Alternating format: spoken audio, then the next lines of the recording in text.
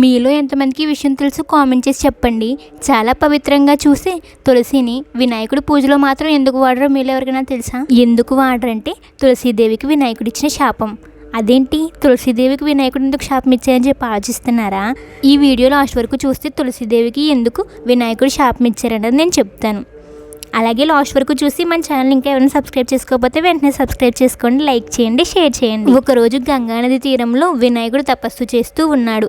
అప్పుడు తులసి అటు పక్క నుండి వచ్చి వినాయకుడు అందాన్ని చూసి మైమరిచిపోయి తనను పెళ్లి చేసుకోమని అడిగింది.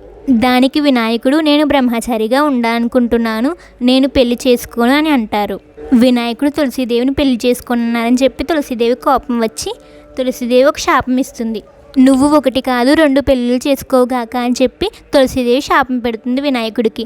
వినాయకుడికి కోపం వచ్చి నువ్వు కూడా ఒక రాక్షసుని పెళ్లి చేసుకుని బాధలు పడతావు అని చెప్పి శాపం పెడతారు. అప్పుడు తులసీదేవి ఎంతో బాధపడి వినాయకుడిని క్షమాపణ అడిగి వినాయకుడిని శాప విమోచనం ఇవ్వమని వేడుకుంటుంది. అప్పుడు వినాయకుడు తులసీదేవితో ఇలా అంటారు, నువ్వు వచ్చే జన్మలో ఒక మొక్కలాగా జన్మించి ఎంతో పవిత్రతను చేకూర్చుకుని విష్ణుమూర్తి ఆరాధనలో ముఖ్య స్థానాన్ని పొందుతావు, కానీ నా పూజలో మాత్రం నీకు ఎటువంటి అర్హత లేదు అని చెప్పి వినాయకుడు తులసీదేవితో చెప్తారు. అప్పుడు తులసీదేవి సరే అని చెప్పి వెళ్ళిపోతుంది. చూశారు కదా, మీకు ఈ కథ ఎలా అనిపించిందో కామెంట్ చేసి చెప్పండి. నెక్స్ట్ మీకు ఏం కథ కావాలో కూడా కామెంట్ చేసి చెప్తే తప్పకుండా చెప్తాను.